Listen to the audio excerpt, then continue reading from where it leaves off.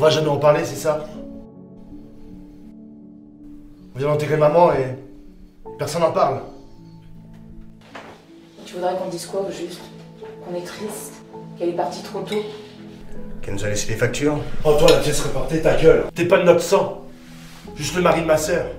En même temps, il a pas tout à fait tort. Entre le cercueil, l'emplacement du cercueil, les pompes funèbres, tout ça, ça nous a coûté un bras.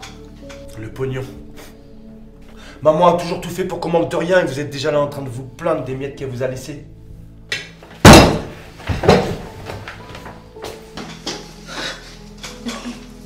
Il n'y en a pas un qui était dû dire adieu. Pas un qui juste allait lui dire qu'elle allait lui manquer. Pas une prière, pas un geste. Même toi. Vous m'avez laissé affronter tout ça tout seul. Eh oh, j'étais là, moi.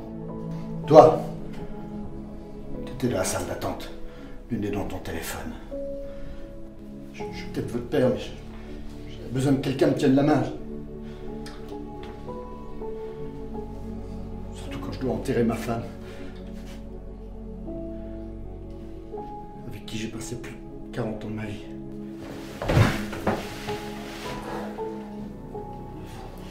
Barrez-vous! Laissez-moi crever tout seul! Non! Tu ne te dis pas que si aucun d'entre nous était là, c'est que ça allait être trop dur pour nous?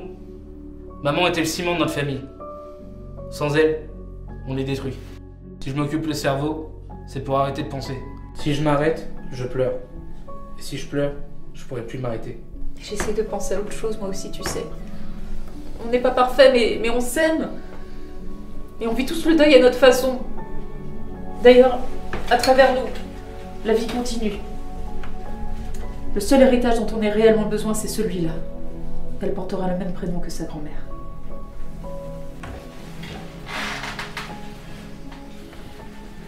Je viens de recevoir un message de maman.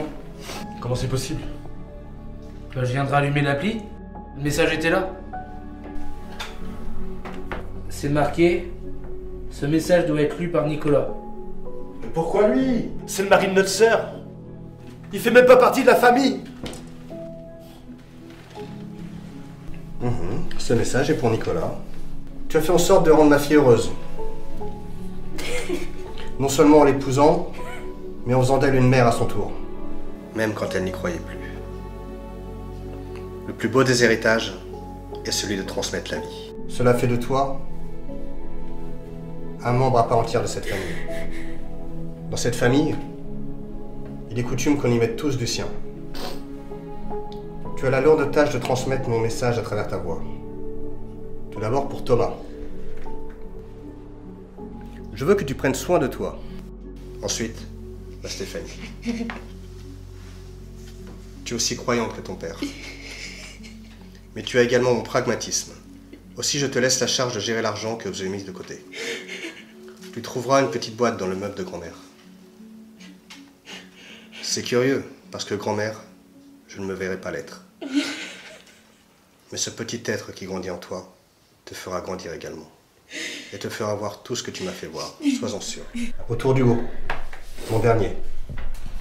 Ou plutôt ma dernière.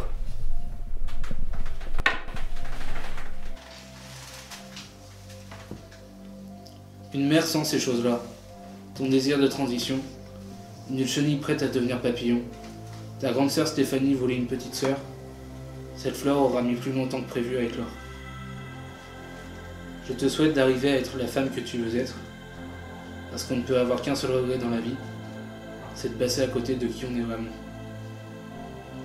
Il reste mon mari, à ton tour. Je sais que tu veux déjà me rejoindre, mais nos enfants ont encore besoin de toi.